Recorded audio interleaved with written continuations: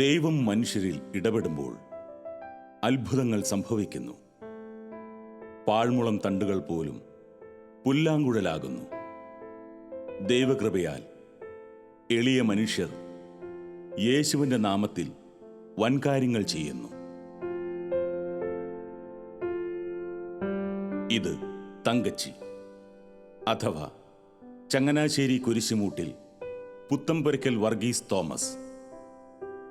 അനേകം കുടുംബങ്ങളെ മദ്യത്തിൽ നിന്നും ലഹരിയിൽ നിന്നും മോചിപ്പിച്ച പ്രസിദ്ധമായ ചങ്ങനാശ്ശേരി സൗഹൃദ കൂട്ടായ്മയുടെ അമരക്കാരിലൊരാൾ.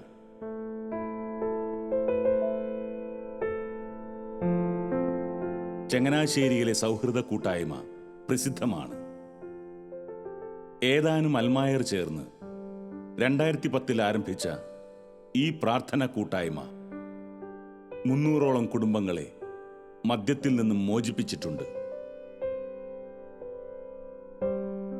കൂട്ടായ്മ സ്ഥാപിച്ച ചങ്ങനാശ്ശേരി പുത്തമ്പുരയ്ക്കൽ ബേബിച്ചന് ഇതിന് പ്രേരണയായത് മദ്യം മൂലം തകർന്നുപോയ തങ്കച്ചി എന്ന മനുഷ്യന്റെ ജീവിതമായിരുന്നു.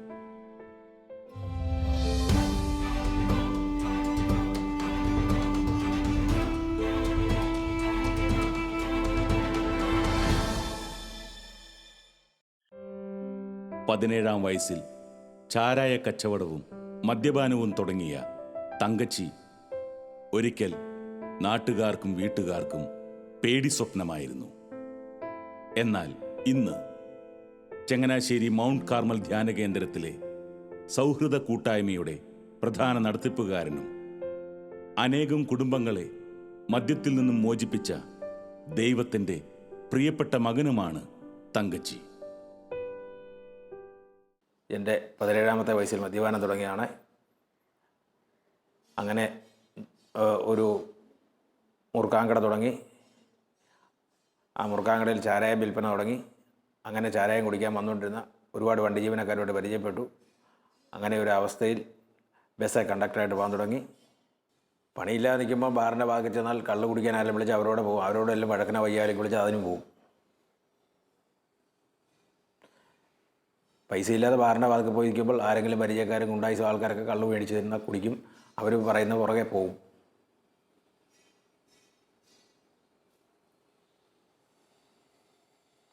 അതുപോലെ ഓരോ ലേലത്തിനൊക്കെ ഓരോ ഗുണ്ടകളായിട്ട് പോകുന്നവരുടെ കൂടെ പോകുമായിരുന്നു.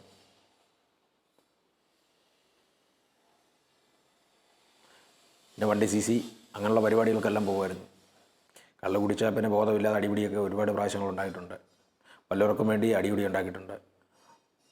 സുഹൃത്തുക്കളെ ആരെല്ലാം തല്ലോ വഴക്കുണ്ടാക്കുക ചെയ്താൽ അവർക്ക് അടിച്ചിട്ടുണ്ട്. നമുക്ക് വേണ്ടിയല്ല വഴക്കുണ്ടാക്കുന്നത്, വല്ലവർക്കും വേണ്ടി. ഇപ്പം എൻ്റെ കൂടെ നടക്കുന്നതോ നമ്മുടെ ബസ്സിൽ എന്തെങ്കിലും ഒരു പ്രശ്നമോ എന്ന് വരുമ്പോൾ അടിക്കടിയാണ് ഇടിക്കിടി.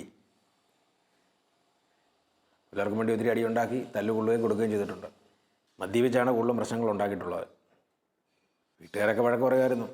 മദ്യപിച്ചൊക്കെ വഴക്കുണ്ടാക്കിയിട്ടുണ്ട് ഇവിടെ. അതിലൊക്കെ പശ്ചാത്താപമുണ്ട്. ഈ പലരെയും പ്രാർത്ഥനയ്ക്ക് വിളിക്കുന്നതും ഇങ്ങനെയുള്ള കാര്യങ്ങൾക്ക് പോകുന്നത് നമുക്ക് പറ്റിയ അബദ്ധങ്ങൾ മറ്റുള്ളവർക്ക് പറ്റാതിരിക്കാൻ വേണ്ടി മാത്രം ആണ്. എല്ലാവരെയും ഇങ്ങനെ ധ്യാനം കൂടാനും പ്രാർത്ഥനയ്ക്ക് വിളിക്കുകയും ഇങ്ങനെ മദ്യം നിർത്താൻ വേണ്ടി റാഡായിൽ കൊണ്ടുപോവുകയും ചില ആൾക്കാരെയൊക്കെ നിർബന്ധമായിട്ട് പിടിച്ച് കെട്ടിക്കൊണ്ടുപോയിട്ടുണ്ട്. കുറച്ച് പേരെയൊക്കെ ഞങ്ങൾ കൊണ്ടുപോയി നേരെയാക്കിയിട്ടുണ്ട്. അതിന് സിസ്റ്റർമാരും അച്ഛന്മാരും ഒക്കെ ഇടപെട്ടാണ് കൊണ്ടുപോയിട്ടുള്ളത്. ഒരു കാലത്ത് തങ്കച്ചിയെ വീട്ടുകാരും നാട്ടുകാരും വെറുത്തിരുന്നു. മദ്യത്തിന് അടിമയായ ഈ മനുഷ്യൻ നാട്ടുകാർക്ക് തലവേദനയായിരുന്നു. തല്ലും അടിപിടിയും ധൂർത്തുമായി തങ്കച്ചി ജീവിച്ചു. എൻ്റെ കടയിരിക്കുന്ന ഒരു ഷാപ്പിന് നേരെ ഓപ്പോസിറ്റാണ്. ഇപ്പോൾ തങ്കച്ചി അതുപോലെ തന്നെ തങ്കച്ചിയുടെ കുറേ സുഹൃത്തുക്കൾ ഇവരൊക്കെ എപ്പോഴും ഓടി ഓടി ഷാപ്പിലോട്ട് ഓടുന്ന കാണാം. അപ്പോൾ ഞാൻ വിചാരിച്ചു, അപ്പോൾ ഇവരെല്ലാം കഴുത്തയിൽ വലിയ കൊന്തയൊക്കെ ഇട്ടുകൊണ്ടായി പോകുന്നത്. ഈ കൊന്തയെ കാണുമ്പോൾ എനിക്ക് തോന്നി ഇവരെ എങ്ങനെയെങ്കിലും ഈ മദ്യത്തിൽ നിന്നും മയക്കുമരുന്നിൽ നിന്നൊക്കെ ഒന്ന് രക്ഷപ്പെടുത്തണമല്ലോ. അങ്ങനെ ആ ഒരു ചിന്തയോടുകൂടി ഞാനിങ്ങനെ 1-2 അച്ഛന്മാരോടൊക്കെ ഇങ്ങനെ കോൺടാക്ട് ചെയ്തു. അപ്പം എനിക്കൊരു മോഹൻ ചൂരുവടിയുടെ അച്ഛൻ്റെ നമ്പർ കിട്ടി. അപ്പോൾ അച്ഛനോട് ഞാൻ ചോദിച്ചു, അച്ഛൻ ഇതുപോലെ ചങ്ങനാശ്ശേരി കുരിശുമൂട് ബേസ് ചെയ്ത് നമുക്കൊരു മദ്യം മയക്കുമരുന്നിനെതിരായിട്ട് പ്രവർത്തിക്കണം, അച്ഛനൊന്ന് സഹായിക്കാമോ എന്ന് ചോദിച്ചു. അച്ഛനെ വെച്ചാൽ ഞാൻ വേണമെങ്കിൽ മാസത്തിൽ1 വന്ന് നിങ്ങളെ സഹായിക്കാം. അപ്പോൾ ഞാൻ പറഞ്ഞാൽ അതുപോലെ നമുക്ക് എൻ്റെ എല്ലാ ആഴ്ചയിലും എൻ്റെ ഫോളോ അപ്പ് കൊടുക്കണം. ഇങ്ങനെ കുറേ മദ്യപാനങ്ങളെ എനിക്കറിയാം. ഞാൻ ഇവരൊക്കെ എപ്പോഴും പിന്നെ കൂടുതൽ സംസാരിക്കാൻ തുടങ്ങി. തങ്കച്ചിയുടെ കൂട്ടുകാരെ പലരും ഞാൻ ബന്ധപ്പെടാൻ തുടങ്ങി. അപ്പോൾ നമ്മൾ ആദ്യമൊക്കെ ഇവരൊക്കെ ആയിട്ട് ബന്ധപ്പെടാൻ വിചാരിച്ചു. ഈ അട്ടപ്പാടിക്ക് എല്ലാ ആദ്യ വെള്ളിയാഴ്ചയും നമ്മൾ ഒരു വൺ ഡേ സെമിനാർ അവിടെ, വൺ ഡേ കൺവെൻഷൻ അവിടെ ഉണ്ടായിരുന്നു. അപ്പോൾ അതിനുവേണ്ടി ഇവരെ ഈ ടീമംഗങ്ങളൊക്കെ ഞങ്ങൾ ബസ് പിടിച്ച് പോകുമായിരുന്നു.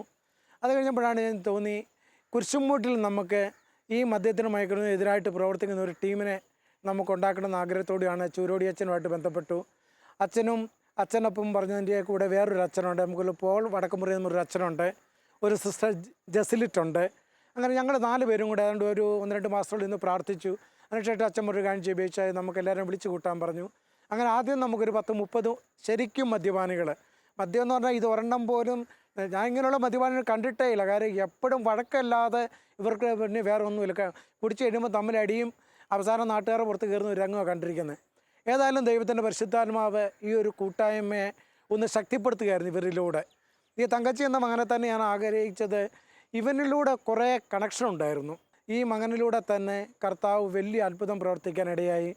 അങ്ങനെ ഞങ്ങൾ ഈ കൂട്ടായ്മയിലേക്ക് ആദ്യമായി നമ്മുടെ ചൂരോടി അച്ഛനും പോൾ മുടക്കറി അച്ഛനും കൂടി പറഞ്ഞൊരു കാര്യം ചെയ്ത് നമുക്ക് ഒന്നിച്ചൊരു ദിവസം ഒന്ന് കൂടാമെന്ന് പറഞ്ഞു. അങ്ങനെ ഞങ്ങൾ ആദ്യം SPD സെമിനാറിൽ അവിടെ ഞങ്ങൾക്ക് ഇത്രയും സൗകര്യം ഒരുക്കി തന്ന അവിടുത്തെ ബഹുമാനപ്പെട്ട ഒരു ആൻ്റണി അച്ഛനുണ്ടായിരുന്നു. അച്ഛനായിരുന്നു ഞങ്ങളെ ഇങ്ങനൊരു കൂട്ടായ്മയുടെ കൂടാൻ പള്ളിയെല്ലാം വിട്ടു തന്നത്.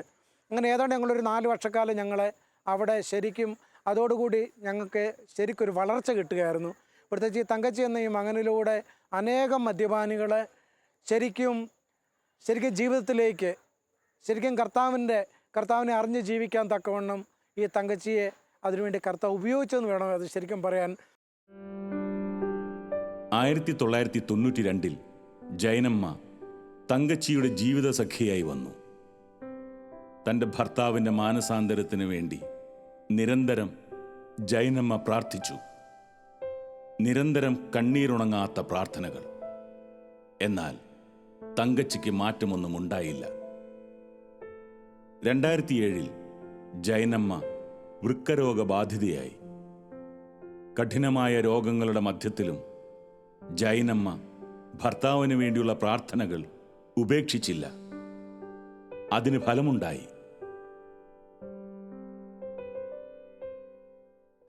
അങ്ങനെ ഇരിക്കുമ്പോൾ ഒരു ദിവസം എൻ്റെ ഒരു കൂട്ടുകാരന് കല്യാണം നെടുങ്കുന്നം പള്ളിയിലാണ്. തങ്കച്ചിയും വിളിയുണ്ടായിരുന്നു. ഞങ്ങളങ്ങനെ നെടുങ്കുന്നം പള്ളിയിൽ വെച്ച് വീണ്ടും ഒന്നിച്ചു കൂടി. സംസാരത്തിനിടയ്ക്ക് ഡൈനിങ് ഹാളിൽ 6 പേരിരിക്കുന്ന ഡൈനിങ് ഹാളിൽ സംസാരത്തിനിടയ്ക്ക് തങ്കച്ചി തന്നെ ആവശ്യപ്പെട്ടു നമുക്ക് ധ്യാനത്തിനൊന്ന് പോകണമെന്ന്.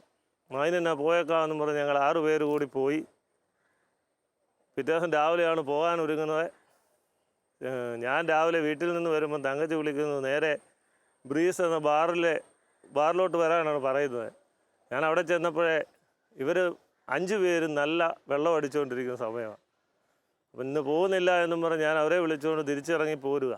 അന്നേരം തങ്കച്ചി കയ്യെ കയറി പിടിച്ചിട്ട് പോയേ പറ്റുള്ളൂ, നിർബന്ധം പിടിച്ച് റെയിൽവേ സ്റ്റേഷനിൽ കൊണ്ടുപോയി കോട്ടയം ആശ്രമത്തിൻ്റെ വാതിക്കലെ റെയിൽവേ സ്റ്റേഷനിൽ ടിക്കറ്റ് എടുക്കാതെ ചാലക്കുടി റെയിൽവേ സ്റ്റേഷനിൽ ഇറങ്ങുകയും അവിടുന്ന് ഒരു ഓട്ടോറിക്ഷക്കാരോട് പറഞ്ഞു കോട്ടയം ആശ്രമത്തിലോട്ട് പോകണമെന്ന് പറഞ്ഞു. അപ്പം തങ്കച്ചി പറഞ്ഞു വേണ്ട, ഏതെങ്കിലും വിവരയിലോട്ടോ ബാറിലോട്ടോ വിടാൻ. അപ്പോൾ ഓട്ടോക്കാരൻ ഒരു ഹിന്ദു ആയിരുന്നു. പുള്ളി ഉടനെ വിളിച്ചു, മക്കളെ നിങ്ങൾ പോകുന്നെങ്കിൽ വെള്ളം അടിച്ചുകൊണ്ട് അവിടെ പോകാൻ പാടില്ല, നിങ്ങളൊരു നല്ല കാര്യത്തിന് പോവുക, നേരെ പോകും. തങ്കച്ചി പറഞ്ഞു ഒന്നുമില്ല, ചേട്ടന് കാശ് തരുന്നതല്ലേ, നിങ്ങൾ പൊക്കോ, നേരെ ആശ്രമത്തിലോട്ട് തന്നെ പോകണ്ട, നേരെ ബാറിലോട്ട് പോകാമെന്ന്. ഇച്ചിരി കഴിയുമ്പം പുള്ളി ഓട്ടോറിക്ഷ നിർത്തിയത് ഞങ്ങളെ ഇറക്കി വിടുമായിരുന്നു. നിങ്ങളെ ഞാൻ കൊണ്ടുപോകാമെന്നും പറഞ്ഞു. പൈസയും മേടിച്ചില്ല, പുള്ളി അങ്ങ് പോയി. മുരിങ്ങൂർ ആശ്രമത്തിൻ്റെ വാതിൽക്കൽ ചെന്നു. അപ്പോൾ എനിക്ക് പേടി, അവിടെ വെള്ളം അടിച്ചുകൊണ്ട് കയറ്റുകയായിരുന്നു. അങ്ങച്ചി ഓടിച്ചെന്നു, കയറാമെന്ന് പറഞ്ഞ് കയറി. അവിടുത്തെ സെക്യൂരിറ്റി ഞങ്ങളെ ഇവിടെ ഇറക്കി പോകാൻ പറഞ്ഞ് ഇറക്കി വിട്ടു, സമയം കഴിഞ്ഞെന്നും പറഞ്ഞ്. അങ്ങനെ വാതിൽക്കൽ നിൽക്കുമ്പോഴാണ് തങ്കച്ചി പോക്കറ്റിൽ നിന്നിടെ ഒരു നോട്ടീസ് എടുത്ത് കാണിക്കുന്നു. തങ്കച്ചിയുടെ ഭാര്യ വയ്യാഴിയുള്ള ആളാണ്. ആ പുള്ളിക്കാരിയുടെ പ്രാർത്ഥനയുടെ ഫലമായിട്ട് ഒരു നോട്ടീസ് പോട്ട ആശ്രമത്തിൽ ബൈബിൾ കൺവെൻഷൻ നടക്കുന്നു, അവിടേക്ക് വിടാനാണ് ഞങ്ങളെ പറഞ്ഞു വിട്ടത്. പക്ഷേ തങ്കച്ചിക്ക് പോട്ട ഏതാ മുരിങ്ങൂർ ഏതാന്ന് അറിയാൻ മേലാതെ പോയി. അതുകൊണ്ടാണ് അങ്ങനെ മുരിങ്ങൂർ ആശ്രമത്തിൽ ചെല്ലാനിടയായത്. അപ്പം തിരിഞ്ഞു നോക്കിയപ്പോഴത്തേക്ക് വലിയൊരു ബാനർ കണ്ടു, പോട്ട ആശ്രമത്തിലെ ബൈബിൾ കൺവെൻഷൻ നടക്കുന്നു. അങ്ങനെ ഞങ്ങൾ അവിടെ പോയി വാതിക്കലെ 2 തൂണയിൽ അപ്പുറം ഇപ്പുറയും ചാരി ഇരിക്കുകയായിരുന്നു. ഇച്ചിരി കഴിഞ്ഞപ്പോഴത്തേക്ക് തങ്കച്ചിയെ കാണുന്നില്ല. ഞാൻ കണ്ണു തുറന്ന് നോക്കുമ്പോൾ തങ്കച്ചി പോയി 2 പേർക്കുമുള്ള 4 ദിവസത്തേക്കുള്ള ഈ താമസിക്കാനുള്ള ഇതെല്ലാം ബുക്ക് ചെയ്തു ഇതുമായിട്ട് വരുന്നു, രസീതുമായിട്ട് വരുന്നതാണ് ഞാൻ കാണുന്നത്. അങ്ങനെ ഞങ്ങൾ അവിടെ പോയി 4 ദിവസത്തെ ധ്യാനത്തിനിടയ്ക്ക് ഞങ്ങൾക്കൊരു കൂട്ടുകമ്പനിയെ കിട്ടി. ഇടുക്കിക്കാരനൊരു അച്ചായൻ, പുള്ളി പനക്കലച്ചൻ്റെ അടുക്ക് കൊണ്ടുപോയി തങ്കച്ചിയെ 1 മണിക്കൂർ കൗൺസിലിംഗ് നടത്തി. പിന്നെ തങ്കച്ചിയെ എങ്ങനെ മാറിയെന്ന് പോലും ഒരു പിടിയില്ല.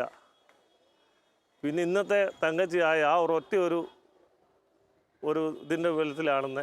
പിന്നെ തങ്കച്ചിയെ കണ്ട എങ്ങനെയാണെന്ന് പോലും നമുക്ക് മനസ്സിലാക്കാൻ പറ്റുന്നില്ല. വെള്ളമെന്ന് പറയുന്നത് അയലോക്കത്തുള്ളവരെ എല്ലാവരെയും വിളിച്ചു കൂട്ടി, അല്ലെ കൂട്ടുകാരെ എല്ലാം വിളിച്ചു കൂട്ടി ചെറിയ ഒരു കൂട്ടായ്മ നടത്തുകയും ഇപ്പോഴത്തെ അവസ്ഥയിലെത്തുകയും ചെയ്തു.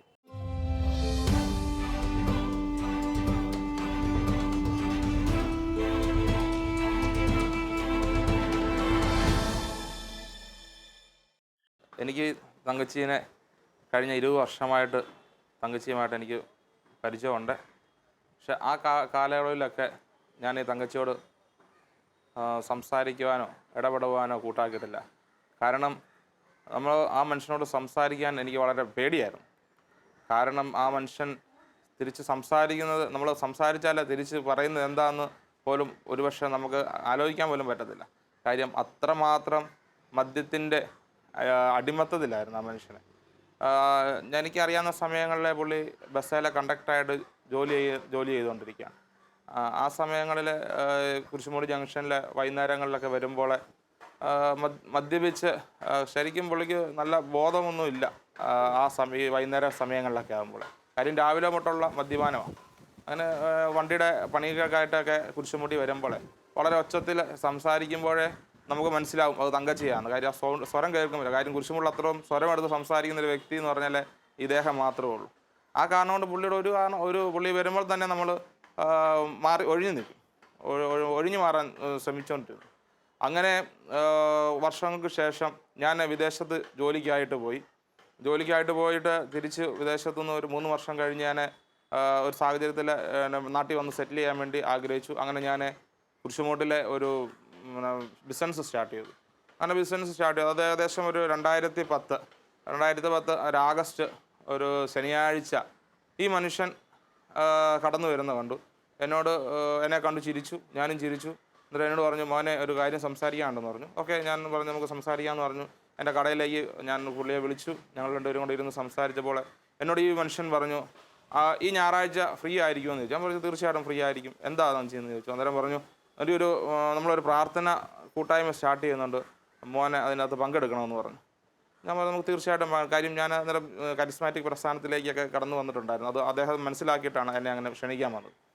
ഞാൻ അദ്ദേഹത്തിന് വരാമെന്ന് പറഞ്ഞു. അങ്ങനെ ഒരു ആഗസ്റ്റ് 29 തീയതി ഞായറാഴ്ച പാറേപ്പള്ളിയുടെ അടുത്ത് SVD സെമിനാരി എന്ന് പറഞ്ഞ സെമിനാരിലെ ചാപ്പലിൽ ഒരു 2:30 ആയപ്പോൾ ഞാൻ കടന്നു വരുമ്പോൾ 2 വൈദികരുടെ സാന്നിധ്യത്തിൽ, ഒരു സിസ്റ്ററും, അങ്ങനെ 3 പേരും കൂടെ സാന്നിധ്യത്തിൽ ഒരു 20ഓളം അൽമായരും ഉണ്ട്. പ്രാർത്ഥന സ്റ്റാർട്ട് ചെയ്തു. അത് ഒരു 2 മണിക്കൂറത്തെ നീണ്ടു നിന്ന പ്രാർത്ഥന കഴിഞ്ഞു. അത് വളരെ സന്തോഷമായി ആ പ്രാർത്ഥന കഴിഞ്ഞപ്പോൾ. കാര്യം ഞാനങ്ങനെ ഒരു ഗ്രൂപ്പ് ആഗ്രഹിച്ചിരുന്നു. കാര്യം എൻ്റെ ജീവിതത്തിലെ ഫോളോ അപ്പിന് തന്നെ ആ ഒരു ഗ്രൂപ്പ് ഞാൻ ആഗ്രഹിച്ചിരുന്നു. അത് വളരെ സന്തോഷമായി. അത് ആ കൂട്ടായ്മ ഇങ്ങനെ ഓരോ ഞായറാഴ്ചകളിലും നടന്നുകൊണ്ടിരുന്നു. അത് എനിക്ക് ഏറ്റവും വലിയ സന്തോഷമെന്ന് പറഞ്ഞാൽ ഈ കൂട്ടായ്മയ്ക്ക് നേതൃത്വം വഹിച്ചുകൊണ്ടിരുന്നത് ഈ ഒരു മനുഷ്യനാണ്. കാര്യം ആൾക്കാരെ കൊണ്ടുവരുവാനും പല ദേശങ്ങളിൽ നിന്ന് ആൾക്കാരെ കൊണ്ടുവരുവാനും അദ്ദേഹം കാണിക്കുന്ന ആ തിടുക്ക്. സത്യത്തിൽ എനിക്ക് ആ മകനോട് ഭയങ്കര ബഹുമാനമാണ് തോന്നിയത്. കാര്യം ഒരിക്കലും ഞാൻ ഈ മകനെപ്പറ്റി ഇങ്ങനെ പ്രതീക്ഷിച്ചതല്ല. കാര്യം ഈ ഒരു അവസ്ഥയിൽ, പഴയ അവസ്ഥയിൽ നിന്ന് ഒരു പുതിയ അവസ്ഥയിലേക്ക് ഭയങ്കര ഒരു മാറ്റം കണ്ടു. 2009 എല്ലാ ദുശീലങ്ങളും അവസാനിപ്പിച്ച് തങ്കച്ചി മീൻ കച്ചവടം തുടങ്ങി. സ്നേഹിക്കാൻ മറന്നുപോയവരെയെല്ലാം തങ്കച്ചി സ്നേഹിക്കാൻ തുടങ്ങി. ഭാര്യയെയും മക്കളായ ജിഷയെയും ജിത്തുവിനെയും ഒക്കെ ഒരുപാട് സ്നേഹിച്ചു. ജോലി ചെയ്ത് കിട്ടിയ പണത്തിൻ്റെ ഒരു ഭാഗം അവശർക്കും രോഗികൾക്കുമായി മാറ്റിവെച്ചു. മദ്യത്തിനടിമയായ അനേകരെ ഡിവൈൻ ധ്യാന കേന്ദ്രത്തിൽ എത്തിച്ചു. ഞാൻ കുറേ വർഷങ്ങളായി കുരിശുമൂട്ടിൽ ടാക്സി ഓടിക്കുന്ന ആളാണ്. ഞാൻ അത്യാവശ്യം മദ്യപാനവും ആൽക്കൊലത്തെ പരിപാടികളെല്ലാം കൊണ്ട് നടന്നിട്ടുള്ള പാർട്ടിയാണ്. അപ്പോൾ ഞാൻ ഡെയിലി തങ്കച്ചി ബ്രദറോട് എന്ന് സംസാരിക്കുകയും ഞങ്ങൾ തമ്മിൽ എന്നും ഓരോരോ കാര്യങ്ങൾ ചർച്ച ചെയ്യുകയും ചെയ്യുമായിരുന്നു. എന്നും എന്നോട് പറയും, ഞങ്ങളുടെ ഒരു കൂട്ടായ്മയുണ്ട്, ഞങ്ങളുടെ പ്രാർത്ഥനാ കൂട്ടായ്മയുണ്ട്, സിജുക്കുട്ടന് വരാൻ പറ്റുമെങ്കിൽ സാധിക്കും വരണമെന്നൊക്കെ പറയും. ഞാൻ പലപ്പോഴും പുള്ളിയോട് ഓരോരോ കാര്യങ്ങൾ പറഞ്ഞ് മുങ്ങി, എൻ്റെ ഉള്ളിൽ പിശാച് കിടക്കുമ്പോൾ ഞാൻ ഓരോരോ കാര്യങ്ങൾ പറഞ്ഞ് മുങ്ങിക്കൊണ്ടിരിക്കുകയായിരുന്നു. ഒരു ദിവസം പുള്ളി എന്നോട് ചോദിച്ചു, ഇന്ന് എന്നാ പരിപാടി എന്ന് ചോദിച്ചു. ഞാൻ ഓർത്ത് ഓട്ടം കിട്ടാൻ വേണ്ടി വല്ല ഓട്ടത്തിന് വേണ്ടി ആയിരിക്കും എന്ന് പറഞ്ഞുകൊണ്ട് ഞാൻ പറഞ്ഞു, ഇന്നും ഒരു പരിപാടിയില്ല, അപ്പോൾ ഇന്ന് പോയിട്ട് നമുക്കൊരു പ്രോഗ്രാം ഉണ്ട്, പോകല്ലേ, നമുക്ക് ഇന്ന സ്ഥലം വരെ പോകണമെന്ന് പറഞ്ഞു. ശരിക്കും സ്ഥലത്തിൻ്റെ കാര്യങ്ങളോ ഡീറ്റെയിലോ ഒന്നും എന്നോട് പറഞ്ഞില്ല. ഞാൻ പറഞ്ഞു ഓക്കെ ശരി പോയേക്കാമെന്ന് പറഞ്ഞു. പോയിട്ടപ്പോൾ ഞാൻ ചോദിച്ചു, ബ്രദറെ എങ്ങോട്ടാണ് നമ്മൾ പോകുന്നത് ചോദിച്ചു. അപ്പോൾ പറഞ്ഞു, നമ്മളൊരു പ്രാർത്ഥനാ കൂട്ടായ്മയുണ്ട്, നമ്മൾ അങ്ങോട്ടാണ് പോകാൻ പോകുമെന്ന് പറഞ്ഞു. അപ്പോൾ ഞാൻ ഓർത്ത് ഇനി മദ്യപാനം നിർത്തേണ്ടി വരുമല്ലോ എന്നൊക്കെ മനസ്സിൽ ഞാൻ ആലോചിച്ചു. ഏകലും ഒരു ദിവസം വന്ന് പോയിട്ട് ഏകലും നമുക്കൊന്ന് അറ്റൻഡ് ചെയ്യാം, എന്നേക്കലും വെട്ടി വീണ് പോയില്ലേ, അതുകൊണ്ട് നമുക്ക് പോയേക്കാം എന്നുള്ള രീതിയിൽ ഞാനും അതിനോട് സമ്മതം മൂളി. ഞങ്ങൾ രണ്ടും ഒരുമിച്ച് പുള്ളിയുടെ ബൈക്കിൽ ഞങ്ങൾ അവിടെ ചെന്നപ്പോൾ സൗഹൃദ കൂട്ടായ്മയ്ക്കകത്ത് അംഗങ്ങളെ എല്ലാവരെയും അങ്ങോട്ടും ഇങ്ങോട്ടും പരിചയപ്പെട്ടു, സംസാരിച്ചു. അച്ഛൻ്റെ നേതൃത്വത്തിൽ പ്രാർത്ഥന കൂട്ടായ്മ നടന്നു കഴിഞ്ഞു. ഞാൻ അന്നും എനിക്കൊന്നും വലിയ അനുഭവങ്ങളൊന്നും തോന്നിയില്ല. പിറ്റേ വ്യാഴാഴ്ചയും ദൈവം എന്നെ തോന്നിപ്പിച്ച് ഞാൻ വീണ്ടും പ്രാർത്ഥനയിൽ പങ്കെടുത്തുകൊണ്ടിരിക്കുമ്പോൾ എനിക്ക് അന്ന് തോന്നി, ദൈവമേ നമ്മൾ ഇനി ബിയർ അടിക്കാൻ ഇതിനൊക്കെ പോയി ഇത്രയും പേര് നമ്മളവിടെ കാണുന്നതല്ലേ, നാളെ ഒരു അവസരത്തിൽ അവർ കണ്ട് ഞാൻ നാണക്കേടല്ലേ എന്ന് ഓർത്തിട്ട് ഞാൻ മനഃപൂർവ്വം വേണ്ടെന്ന് വെച്ച്.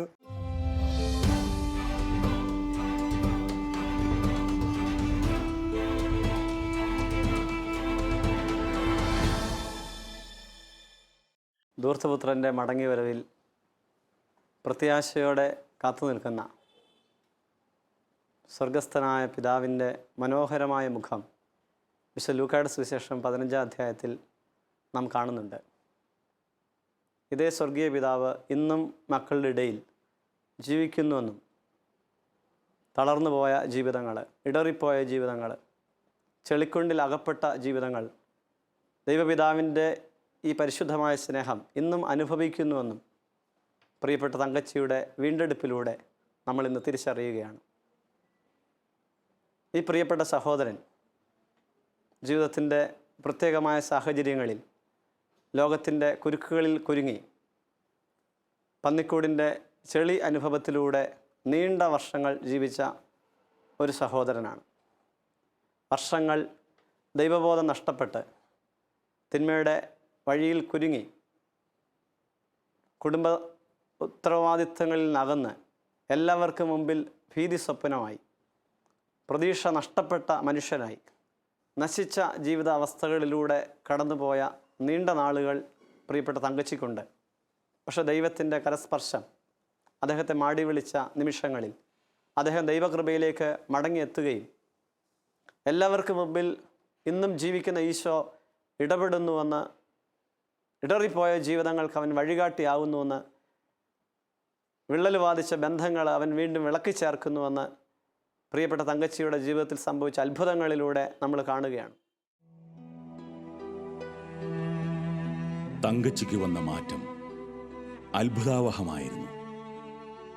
ദൈവത്തിന് സ്തുതി പറയാൻ ജൈനമ്മയ്ക്ക് വാക്കുകളില്ലായിരുന്നു. 2014 ആ മകളെ കർത്താവ് തൻ്റെ സന്നിധിയിലേക്ക് മടക്കി വിളിച്ചു. തൻ്റെ 2 മക്കളെയും തങ്കച്ചിയെ ഏൽപ്പിച്ച് സ്നേഹനിധിയായ മാതാവ് മടങ്ങിപ്പോയി. എന്നാൽ നിരന്തര പ്രാർത്ഥനകളിലൂടെ തൻ്റെ ഭർത്താവിനെ ദൈവത്തിൻ്റെ പ്രിയപ്പെട്ട മകനാക്കി തീർത്തതിന് ശേഷമായിരുന്നു ആ വിടവാങ്ങൽ. 17-ാം വയസ്സിൽ കുടി തുടങ്ങി 43 വയസ്സ് വരെ മദ്യപിച്ച തങ്കച്ചിയുടെ മാനസാന്തരം ചങ്ങനാശ്ശേരിക്കാർക്ക് അത്ഭുതമായിരുന്നു. ആ ഒരു മാനസാന്തരം നിമിത്തം 300ഓളം കുടുംബങ്ങൾ ലഹരി വെടിഞ്ഞ് യേശുക്രിസ്തുവാകുന്ന പ്രത്യാശയിലേക്ക് കടന്നു വന്നു. അതിനു കാരണമായത് ജൈനമ്മ എന്ന മകളുടെ കണ്ണീരുവറ്റാത്ത നിരന്തര പ്രാർത്ഥനകളും.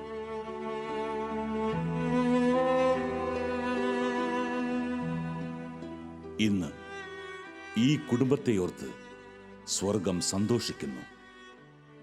കഷ്ടനഷ്ടങ്ങളും പ്രയാസങ്ങളും ഉണ്ടായെങ്കിലും ദൈവം തനിക്കായി ഒരുക്കിയ പദ്ധതി തിരിച്ചറിഞ്ഞ് തങ്കച്ചി അനസ്യൂതം പ്രവർത്തിക്കുന്നു. മക്കളായ ജിഷയും ജിത്തുവും പ്രാർത്ഥനകളുമായി പ്രിയപ്പെട്ട പപ്പായുടെ കൂടെ നിഴലുപോലെ എല്ലായ്പ്പോഴുമുണ്ട്. സ്വർഗത്തിലിരുന്ന് ജൈനമ്മ ഈ കുടുംബത്തിനു വേണ്ടി നിരന്തരം പ്രാർത്ഥിക്കുന്നുണ്ടെന്ന വിശ്വാസം ഓരോ പുതിയ ചുവട് വയ്ക്കാനും ഈ കുടുംബത്തെ അനുദിനം പ്രാപ്തരാക്കുന്നു. ഉപേക്ഷിക്കപ്പെട്ട കല്ല് എല്ലായ്പ്പോഴും മൂലക്കല്ലാകുന്നു. കർത്താവിൻ്റെ കരുണ എല്ലാവരുടെയും മേൽ ഉണ്ടായിരിക്കുമാറാകട്ടെ.